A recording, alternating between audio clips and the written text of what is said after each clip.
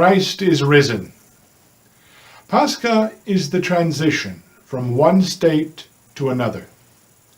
As in ancient times the Israelites came out of Egyptian captivity into the country of promise, so also our soul must make the transition from the captivity of wickedness and sin into the promise of virtue and piety.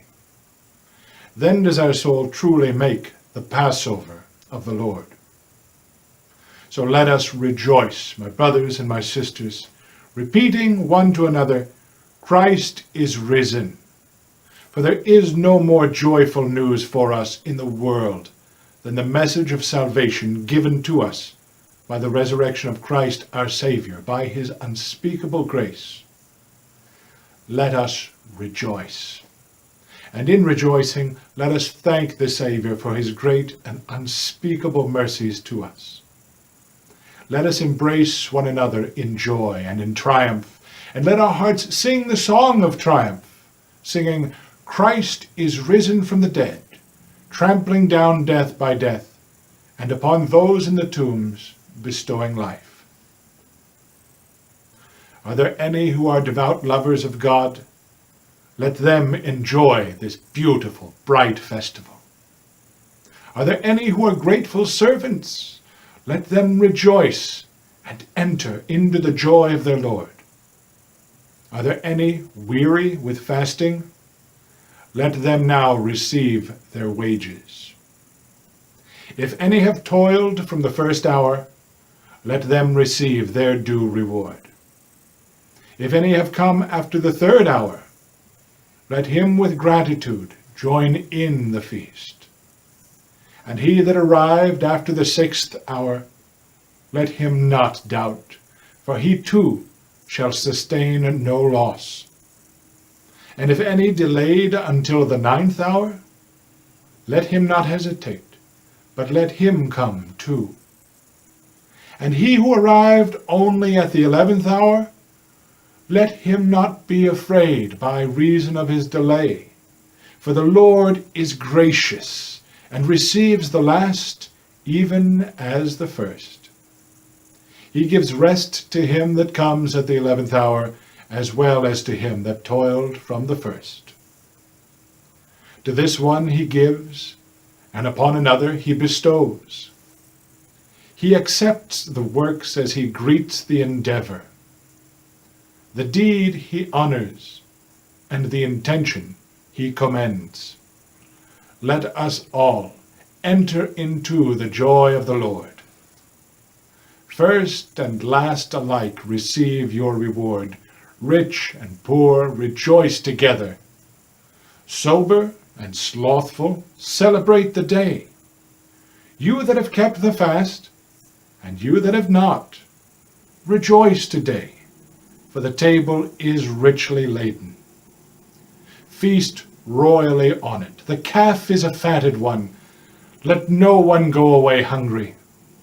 Partake all of the cup of faith. Enjoy all the riches of his goodness.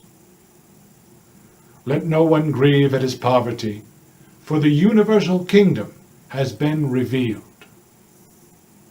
Let no one mourn that he has fallen again and again, for forgiveness has risen from the grave.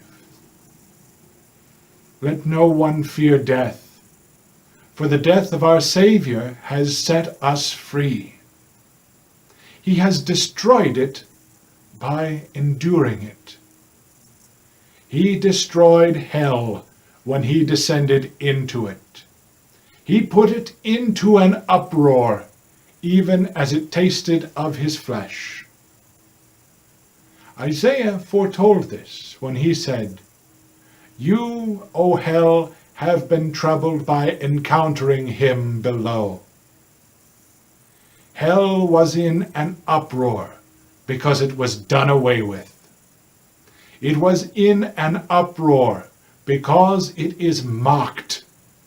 It was in an uproar, for it is destroyed. It is in an uproar, for it is annihilated. It is in an uproar, for it is now made captive.